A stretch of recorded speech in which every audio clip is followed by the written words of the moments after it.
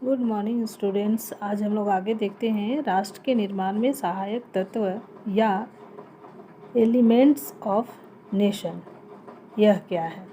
राष्ट्र और राष्ट्रीयता एक दूसरे से गहरे रूप में संबंधित हैं। एक के निर्माण और विकास में जो तत्व सहायक होते हैं, आमतौर पर यही तत्व दूसरे के निर्माण और विकास में भी उतना ही महत्व रखते हैं। हालांकि उन निश्चित तत्वों का विवरण दे पाना सरल नहीं है, फिर भी कुछ तत्व ऐसे जरूर हैं जिससे राष्ट्र और राष्ट्रीयता के विकास में सहायता मिलती है। तो बच्चों, यह था राष्ट्र और राष्ट्रीयता क्या है। राष्ट्रीयता और राष्ट्र के निर्माण तथा विकास में सहायता करने वाले तत्व निम्नलिखित हैं। तो इसमें सहायता करने वाले कौन कौन से तत्व हैं? 1 नंबर है नस्ल की समानता या इक्वलिटी ऑफ रेस। दूसरा है धर्म की समानता या इक्वलिटी ऑफ रिलीजन। तीसरा है भौगोलिक एकता या ज्योग्राफिकल यूनिटी।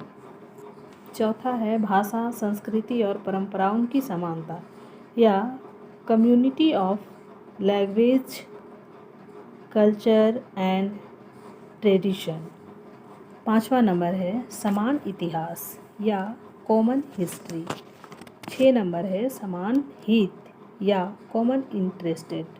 7 नंबर है समान राजनीतिक महत्वाकांक्षाएं या common political aspiration.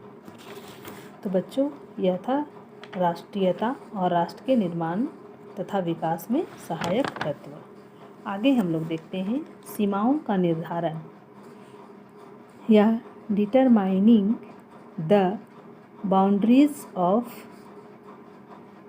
A nation. यह क्या है? इसको जानते हैं, सीमाओं का निर्धारण कैसे हुआ है। चलिए आगे देखते हैं। राष्ट्रों की सीमाओं का निर्धारण करने में आमतौर पर प्राकृतिक द्वारा स्वाभाविक रूप से खींची गई विभाजक रेखा की महत्वपूर्ण भूमिका रहा करती है। इस दृष्टि से विशाल पर्वतमालाएं, समुद्र, महासागर, नदियाँ, जलडमरू, मध्य झीलें, खाड़ी और छोटे समुद्रों की स्थिति प्रायः निर्णायक हुआ करती है। इसका कारण यह है कि इन प्राकृतिक सीमाओं से एक राष्ट्र को अपनी पहचान, अपनी संस्कृति, अपनी सभ्यता, रहन सहन, आचार विचार आदि को पूरी तरह सुरक्षित बनाए रखने और उसका बिना किसी बाधा के और अधिक विकास करने का अवसर सरलता से प्राप्त हो जाता है। इसको हम लोग दूसरे शब्दों में जानेंगे या देखेंगे। दूसरे शब्दों में क्या कहा गया है? यह कहा जा सकता है कि एक राष्ट्र की सीमाओं को सुनिश्चित करने में जातीय और भौगोलिक एकता का महत्व बहुत अधिक होता है। जातीय और भौगोलिक एकता से हमारा मतलब एक सुनिश्चित भूभाग में एक समान भाषा, साहित्य, परंपरा, इतिहास, रीति रिवाज, उचित अनुचित की समान चेतना आदि से होता है। इसके साथ ही इस जन समाज में पारस्परिक प्रेम और स्नेह की भावना के साथ साथ उसमें भावनात्मक और मनोवैज्ञानिक एकता का गहरा पुट जुड़ा रहता है तथा वह जन समाज समान महत्वाकांक्षा, इच्छा, अभिलाषा आदि मनोभावों से अपना जीवन संचालित करता है। राष्ट्र का भावनात्मक रूप से एकजुट जन समाज पृथ्वी के एक विशेष भाग की सुस्पष्ट भौगोलिक सीमाओं के अंतर्गत रहता है। तब उस राष्ट्र की सीमाओं को निर्धारित और निश्चित करना अधिक सरल हो जाता है। इसी तथ्य को ध्यान में रखकर राजनीति शास्त्र के विद्वानों ने बड़ी बड़ी पर्वत श्रृंखलाओं, महासागरों, समुद्रों, नदियों, झीलों, जलडमरू, मध्यों, खाड़ियों और छोटे समुद्रों आदि का उल्लेख किया है। उदाहरण के लिए बताया गया है 1947 में भारत के राजनीतिक विभाजन से पहले इस राष्ट्र की सीमाएं प्रकृति द्वारा भौगोलिक आधार पर पूरी तरह सुनिश्चित और निर्धारित थी। भारत के उत्तर पश्चिम छोर से लेकर उत्तर पूर्वी तक हिमालय पर्वत की विशाल पर्वत श्रेणियां उसकी स्वाभाविक सीमा रेखा निर्धारित करती थी। इसी तरह उसके पश्चिमी क्षेत्र में अरब सागर, दक्षिण में हिंद महासागर और पूर्वी तट पर बंगाल की खाड़ी भारत की स्वाभाविक प्राकृतिक एवं भौगोलिक सीमा रेखाएं थीं। किंतु यदि एक राष्ट्र के लिए इन प्राकृतिक भौगोलिक सीमाओं का होना अनिवार्य नहीं है, यद्यपि इससे एक राष्ट्र की सीमा निर्धारण में सरलता और सुगमता आवश्यक होती है। प्रकृति द्वारा रचित भौगोलिक सीमा रेखा के न होने पर कृत्रिम सीमा रेखा का निर्धारण किया जाता है। यूरोप के अधिकतर राष्ट्रों के संबंध में यही स्थिति आज भी लागू है, लेकिन इन दोनों ही स्थितियों में संबंधित राष्ट्र की सीमाओं को दुनिया के दूसरे देशों या राष्ट्रों द्वारा मान्य किया जाना आवश्यक होता है।